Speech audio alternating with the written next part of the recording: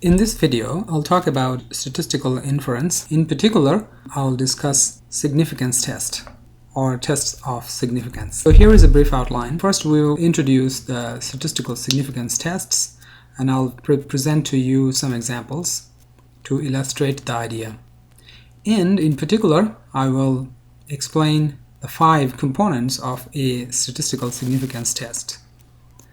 And then I will discuss test of significance for a population mean, that is the mean of a single population, meaning that you have drawn one random sample from a population and you have a hypothesis about the population mean, and we want to test for that mean, test for significance for that mean. Similarly, we will test for significance for a proportion, that is a single population proportion. So here are some preliminaries before we go into the details of hypothesis test procedure. Remember that there are 2 parts of statistical inference. One is the estimation and other is the test of hypothesis. In estimation, you estimate the unknown population parameter.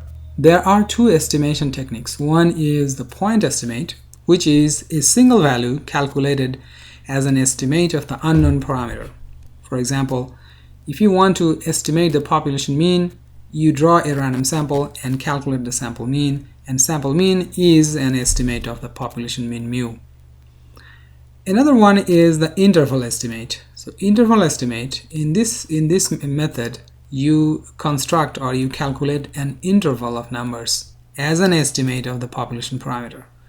For example, a confidence interval is an example of interval estimate. So if you construct a confidence interval for the population mean mu, that will be an interval estimate of mu. The second part of statistical inference is test of hypothesis.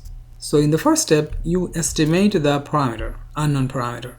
And in the second stage or the second part, you test for your hypothesis. So you have some hypothesis about the population parameter, and we will demonstrate how to test those hypotheses. Let's review the z-score one more time. The z-score is defined as you see here, we subtract the mean from each of the observation in the data and we divide the difference by the standard deviation. By calculating a z-score, we also standardize the data.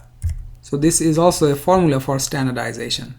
Also, we know that if the data are normally distributed, that is, if the data distribution is normal with a mean equal to mu and standard deviation sigma, if that is so, then the probability distribution of z-score. So if we have a data set whose mean is mu, standard deviation is sigma, and you calculate z-score for each of the observations, then the distribution of z will look like a normal with a mean equal to 0 and standard deviation equal to 1. So that is what we call a standard normal distribution. So here is one example in which we will use z-score to answer certain question.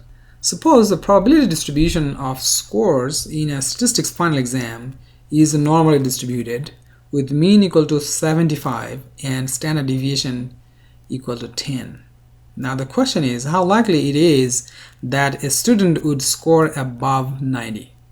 So let us first define the random variable representing the score in the final exam by y, and calculating the probability or the likelihood that a student would score greater than 90 is equivalent to asking for this, the probability that the random variable y is greater than 90. We can calculate this probability if we have the normal table for this particular normal distribution with mean equal to 75 and standard deviation equal to 10.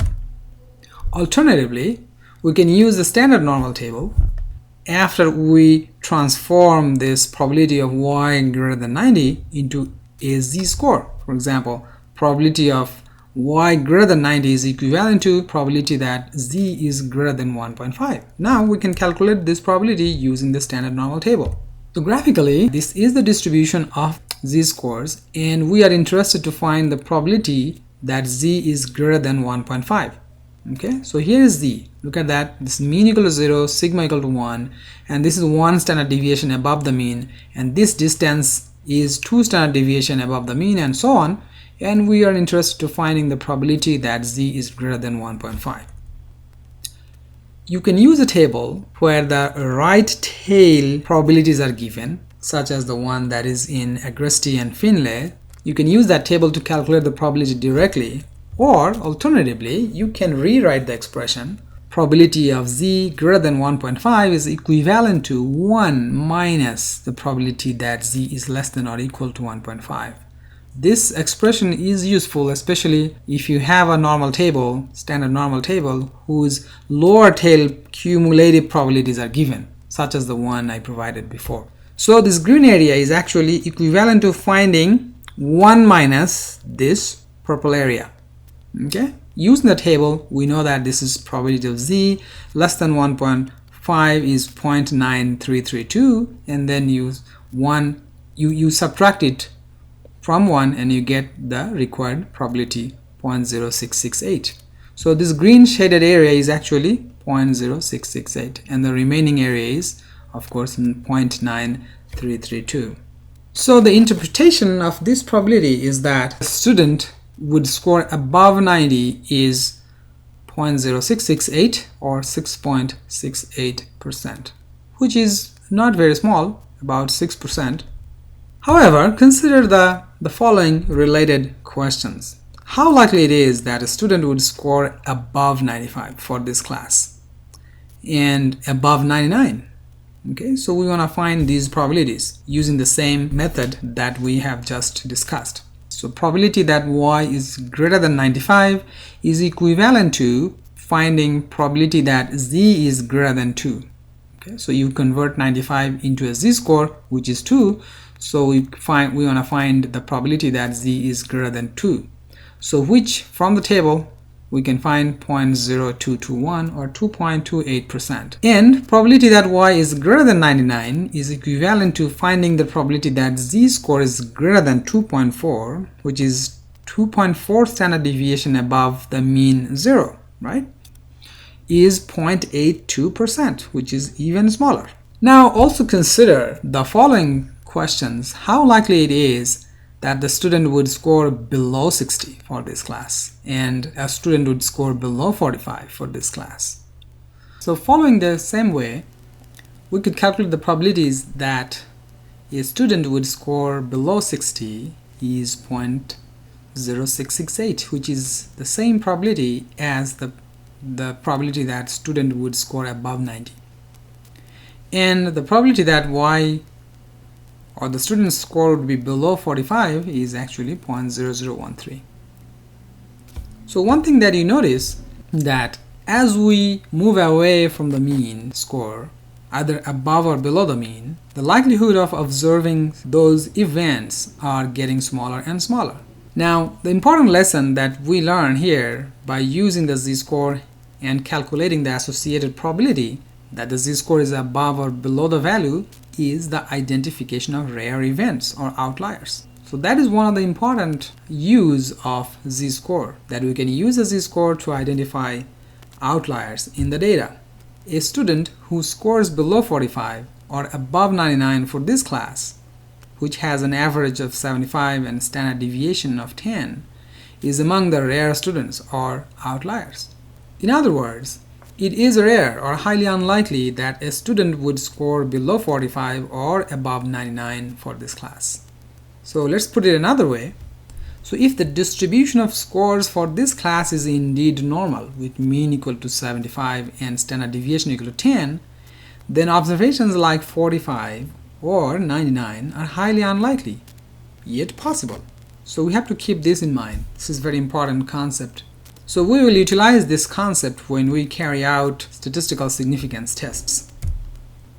So there is a strong connection between a z-score or a t-score and statistical significance tests. In fact, we will use z-score or t-score as a criteria to make a decision whether a particular hypothesis is supported by the data. We haven't defined hypothesis, but we will do so shortly. So in most cases, it's all about calculating the z-score or t-score and finding how likely it is that we observe the value that we have observed. We will talk about 5 components of a statistical hypothesis test procedure, but before that, we need to be familiar with some basic terminologies, starting with the hypothesis. In statistics, a hypothesis is a statement about a population. It is usually a prediction that a parameter describing some characteristics of a variable takes a particular numerical value or falls in a certain range of values. So the important fact is that hypothesis is about the population parameter. So keep this in mind. And there are 2 types of hypotheses in a statistical hypothesis test. One is the null hypothesis and other is the alternative hypothesis. The null hypothesis is a statement that the parameter takes a particular value. You hypothesize that this is the value that your parameter takes, and the alternative is the complement of it. The alternative hypothesis states that the parameter falls in some alternative range of values. So it is the opposite of what the null hypothesis states. So they are complement to each other. So that's the key term to remember here. So usually the value in the null hypothesis corresponds in a certain sense to no effect, status quo, or no change. So what we hypothesize is a value that there has been no change. There has been no effect, nothing has changed, and if there is an effect, that will be indicated by the alternative hypothesis. The values in the alternative hypothesis then, as a complement to the null hypothesis, represents an effect of some type, that there is a difference from what has been stated in the null hypothesis.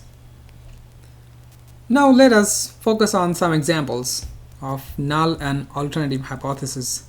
So first one is about the average GPA of UNC students. So we are interested in hypothesis test involving the population mean GPA of UNC students. So our null hypothesis is a statement about the population parameter mu, that mu is equal to 3, a single value. And the possible alternative hypothesis for this null hypothesis could be that, well, mu is less than 3. That is a possibility. Mu is greater than 3. That is a possibility. And another possibility is that mu is simply not equal to 3.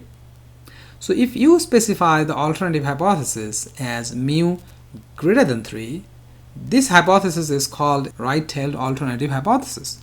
And the associated test is called right-tailed test. If your alternative hypothesis is mu less than 3, we will call it a left-tailed alternative hypothesis and the associated test as the left-tailed test. In many situations, we do not know which direction mu will actually go. In that case, we are simply interested to testing that mu is not equal to 3, which is the complement of the null hypothesis, which is mu equal to 3.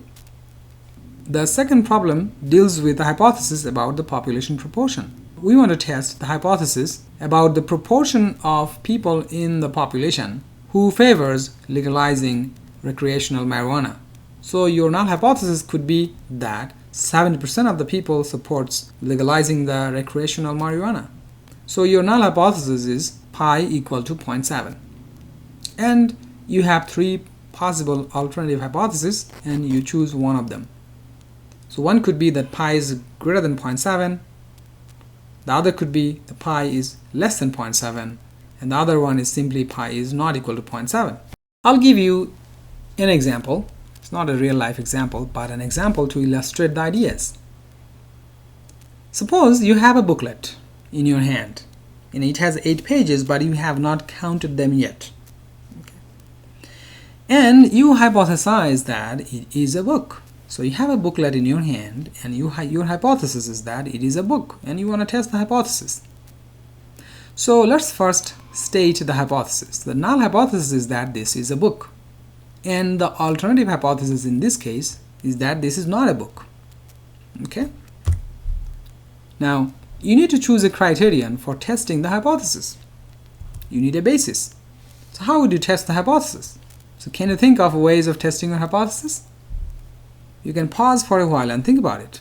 What would be the criterion so that you can test your hypothesis? I want to use the number of pages as the criterion. So the criterion is what we call test statistic. In statistics, you will hear this term, test statistic. Basically, this is the criterion that is used to test your hypothesis. So in our example, the number of pages is our test statistic. Keyword, the test statistic, which is a z-score or t-score in hypothesis tests involving population mean mu and population proportion pi. There are many other test statistics, but for this course we will focus on the z-score or t-score only. Now we need a rule to decide whether we have evidence to support the null hypothesis or not. So in the hypothesis test, we always try to reject the null hypothesis, to nullify the null hypothesis. One rule that we can use for this particular problem is that we will reject the claim. The claim is the null hypothesis, that is the claim that it is a book. So we will reject the claim if the number of pages is less than or equal to 16. So that is our decision rule that we have set a priori prior to conducting the test, prior to collecting data, prior to counting the number of pages on your booklet. So this is how we will reject the null hypothesis. If this is not the case, that is, if we have number of pages greater than 16, then we will not be able to reject the null hypothesis. So we will say we failed to reject the claim. In that case, we will make a decision in favor of the null hypothesis that it may be a book. And the last step is the conclusion. So after we have set our test statistic and decision rule, we will observe the data. That is, now we will collect the data. Now we will count how many pages are there in the booklet.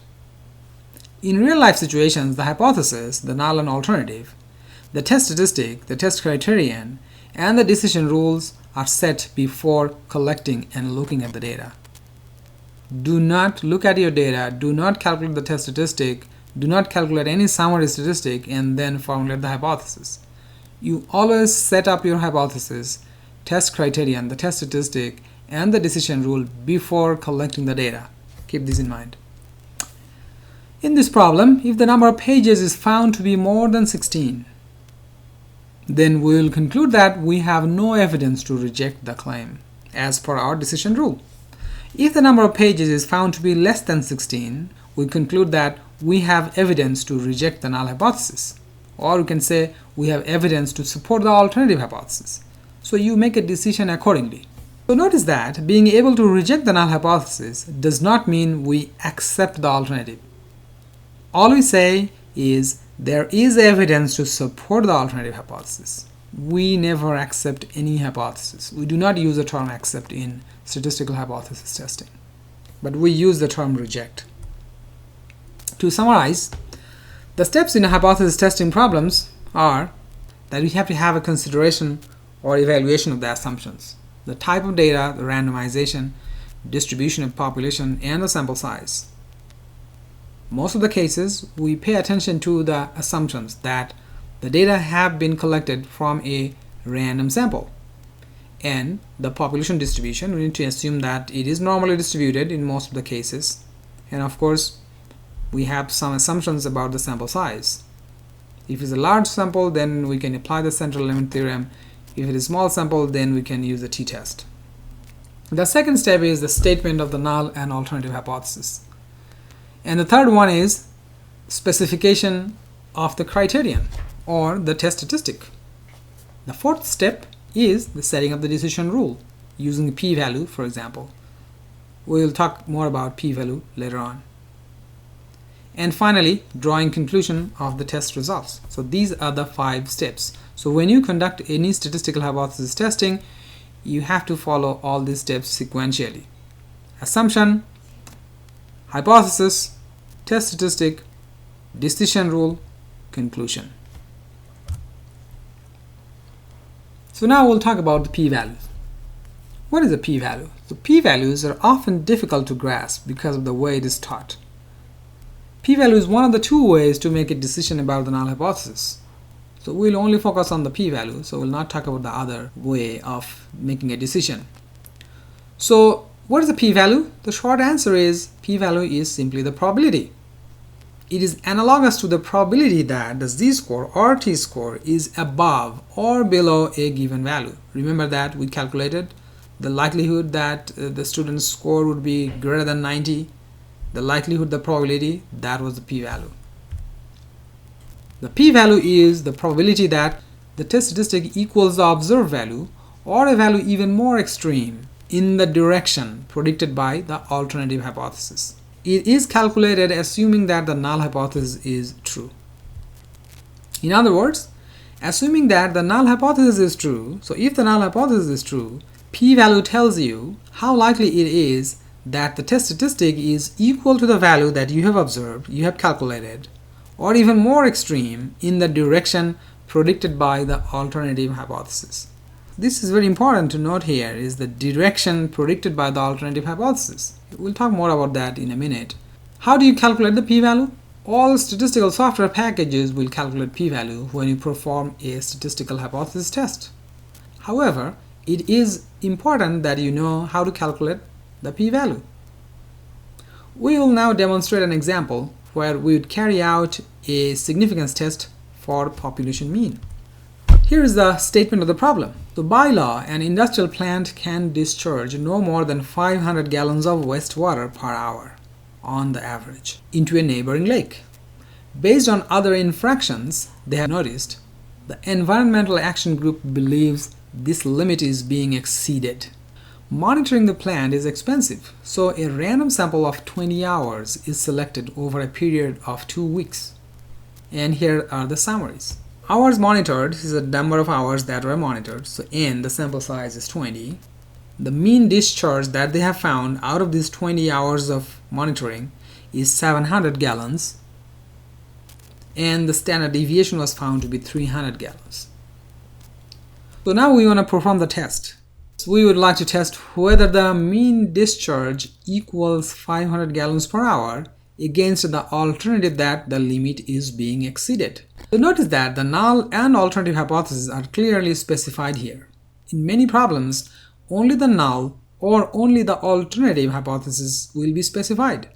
You need to figure out the rest from the context. This seems difficult at first, but you will get used to it as you solve many such problems. In this problem, the hypothesis may be stated like this, that mu is equal to 500, and alternative hypothesis is that the mu is greater than 500. Recall that in the question it was stated that the limit is being exceeded, so that is your alternative hypothesis, or sometimes known as the research hypothesis. So you hypothesize that the limit is being exceeded. So how to test the hypothesis? You set up a complement of that alternative, which is actually mu less than or equal to 500. But for mathematical and theoretical reasons, we specify a simple null hypothesis by simply writing that mu is equal to 500, right? And recall that there are 3 possible alternative hypotheses that we could consider from. One is that mu is greater than 500, that we have here, which is a right tail test. We could also consider mu is less than 500, although it is not meaningful for this particular problem. Or we could test that mu is simply not equal to 500. That would be a two-tail test. So I will explain the first one and the last one. So here's the solution and the steps. First one is assumption. Samples are randomly selected from the population of hourly discharges, which is true. We did a random sample. And then the second step is hypothesis, statement of the hypothesis. We have stated that the population mean average discharge is 500 gallons per hour against the alternative hypothesis that it is being exceeded, so mu is greater than 500. This is a one-tail test because the alternative hypothesis is directed towards the upper tail of the t-distribution. Why we are calling it a t-distribution? Because we do not know the population standard deviation, and also the sample size is small. So we'll use a t-distribution here. So the formula for t-score is basically the standardization that you subtract the hypothesized value, which is your null hypothesis, from the estimate of the parameter, and you divide by the standard error of the parameter. Translating the formula for test statistics, this is what we have. T test statistic is equal to the estimate of the parameter, the y bar, minus the hypothesized value, which is the mu sub 0. So you plug in here the value that you have in the null hypothesis, and then the standard error of your estimate, standard error of the mean, s over root over n. The fourth step is the decision rule, calculating the p-value. So we will reject the null hypothesis if the p-value is small, typically smaller than alpha value, which is in this case we consider alpha to be 0.05. The value alpha is also known as the significance level. The most commonly used values are 0.05 and 0.01. However, it is up to the researcher to set this value. So you can choose a value other than 5% or 1%, but these are the most commonly used values for the significance level. And the fifth step is you conclude your findings. So you make appropriate conclusion about rejecting the null hypothesis or failing to reject the null hypothesis based on the p-value. In this problem, we have stated our assumptions and hypothesis. Now we need to calculate the value of the test statistic, which is you just plug in the value, the sample mean, which is 700. Hypothesized value is 500, and S, the sample standard deviation, was 300, and we had a 20 sample size. So you plug in the value and you get a value of 2.98. The question is how likely it is that you observe this value if the null hypothesis that the industry is in compliance is true. Right? So if the null hypothesis is indeed true, then how likely that you would observe this value? To answer this, we calculate the p-value. The probability that the test statistic equals the observed value or even more extreme in the direction of the alternative hypothesis. In our case, the alternative hypothesis was that mu is greater than 500, so probability that the t is greater than or equal to 2.98. There is no easy way to calculate p-value by hand from a t-distribution, so we use statistical software package to do that. And in SAS, if you run this piece of code, you get the value 0.0038, which is pretty small, right? And graphically, this is what it means. This is where the value of the test statistic falls, and we are looking for the chance that the value of the test statistic is as extreme or more extreme than the value that we have actually observed, which is 2.98. So the likelihood is very small. So if the null hypothesis is true, meaning that if the industry is in compliance, then observing the value of the test statistic like this is very unlikely. The chance is 0.0038. About 0.38%, even less than 0.5%. So there must be some problem with the null hypothesis. That's how we conclude. So here, since the p-value is smaller than 0.05, this is our cutoff. This is our decision rule. Remember that. So we have evidence to reject the null hypothesis. So a smaller p-value indicates evidence against the null hypothesis. So if we have a small p-value, typically smaller than a threshold value that you decide, then we will say we have evidence to reject the null hypothesis. Since we have evidence to reject the null hypothesis in support of the alternative hypothesis, we conclude that there is evidence that the hourly discharge is greater than the allowed level of 500 gallons per hour. So typically, you would use the statements or questions in the problem to furnish your conclusion. In this example, we could also conclude that there is evidence that the limit is being exceeded. I just picked this phrase from the question itself. This concludes the solution of this problem. Now, suppose our alternative hypothesis was that mu is not equal to 500, non-directional. Right? We do not know whether the actual mean is greater than 500 or less than 500, so we choose this alternative hypothesis and we're going to test it. The value of the test statistic will not change because the null hypothesis remains the same, mu equal to 500. So the value of the test statistic will be 2.98. However, notice that this is a two-tailed alternative hypothesis, so your p-value will be affected. Your p-value will change, right? Because the definition of p-value, the probability of observing the value of the test statistic as extreme or even more extreme in the direction of the alternative hypothesis, right? So p-value will change. Now the p-value is the probability of observing the test statistic as 2.98 or more extreme in both directions in this case, because our alternative hypothesis is non-directional, so we do not know whether it is going above 500 or below 500. So we have to consider both situations, that it may go above 500 or it may go below 500. So what we do is, because of symmetry, all we need is to calculate one of the probabilities and multiply by 2. So graphically, we are interested to calculate the p-value that the test statistic will be greater than 2.98 and will be less than the negative of 2.98. So by symmetry, because these two areas are the same, we can just calculate one of the areas and multiply by 2. So p-value will be 2 times the probability that the value of the test statistic is as extreme or even more extreme than the one that we have actually observed, which is 2.98. We have calculated this value in the past. We just multiply by 2 and the p-value is 0.0076, which is very small. And this p-value is smaller than our threshold value, 0.05. So we have evidence to reject the null hypothesis. Here are a few things to remember. So we always wish to reject the null hypothesis, and perhaps that's why we call it a null hypothesis. We want to nullify it. So we want to nullify the null hypothesis in support of our alternative hypothesis, because alternative hypothesis is often called the research hypothesis. In order to reject the null hypothesis, we want p-value to be small. How small? Smaller than the alpha value that we consider. So remember that we want p-value to be small and smaller than the alpha value in order to reject the null hypothesis.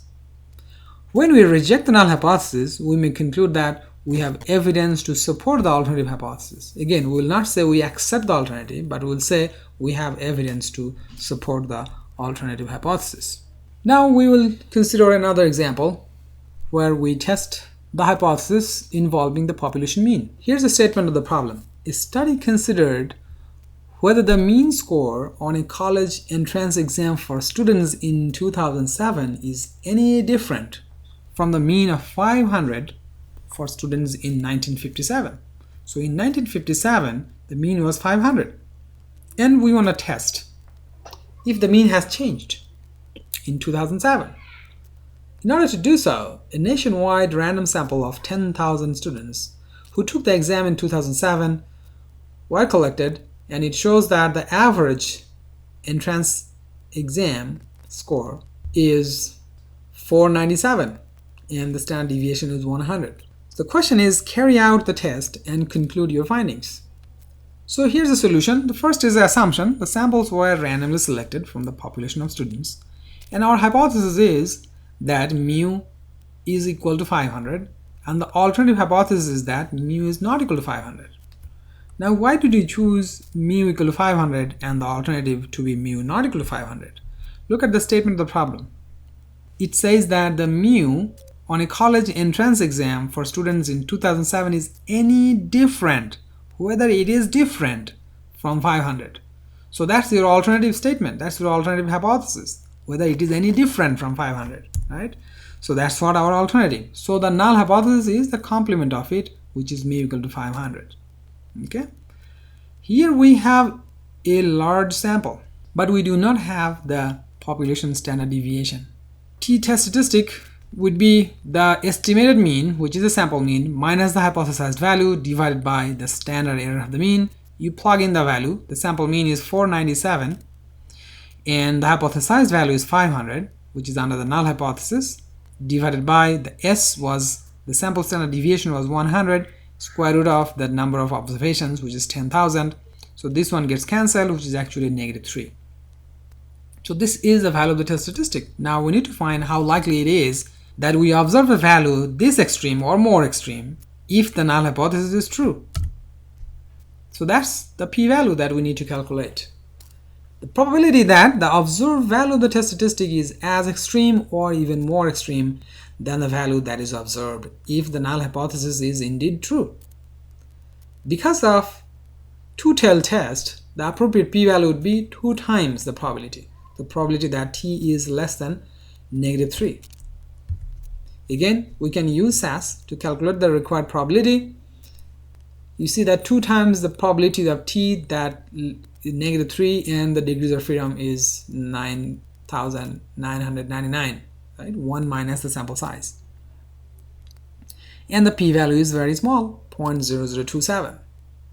Since the p-value is very small, we have strong evidence to reject the null hypothesis. right? So we reject the null hypothesis. What are we rejecting? We are rejecting the null hypothesis that the average is 500. So if we reject the null hypothesis, that means we are supporting the alternative that it may be not equal to 500, something other than 500, right? Now, one thing you have to notice here is that the result of the test do not have any practical significance. Why? Because the sample mean is 497, is only slightly different from your null hypothesis, which is 500. So the difference that you have observed has no practical meaning. Such a strong evidence against the null hypothesis could be due to a very large sample size, and not due to the significant difference between the mean scores in 1957 and 2007. So the mean might not have changed, but because of very large sample size that we have, any subtle difference would be detected, because this test has very high power of detecting a significant difference. Now we'll consider another example involving population proportion. The statement of the problem is, in a general social survey, the GSS, when asked, would you be willing to pay much higher taxes in order to protect the environment? 369 people answered yes, and 483 people answered no. There are a total of 852 respondents. Test the hypothesis whether a majority or minority of the Americans would answer yes. Your ultimate objective, that you want to make an inference about the entire American people, whether a majority of them say yes, that they would like to pay much higher taxes in order to protect the environment, or only a minority would say yes. So that is your ultimate research question that we are trying to answer. And to do so, we select a random sample. We have selected in that survey random sample of 852 participants, and we have 369 people who answered yes. So that is about 43%. Can we conclude that the majority of the Americans or minority of the Americans would answer yes? So that is the whole purpose of the statistical hypothesis test problem. So I'm giving you some clue. What type of variable do we have here? Qualitative or quantitative? Are we talking about the mean or the proportion? Clearly, we have a qualitative data because the respondents are responding yes or no, right? And we are talking about the proportion here, clearly.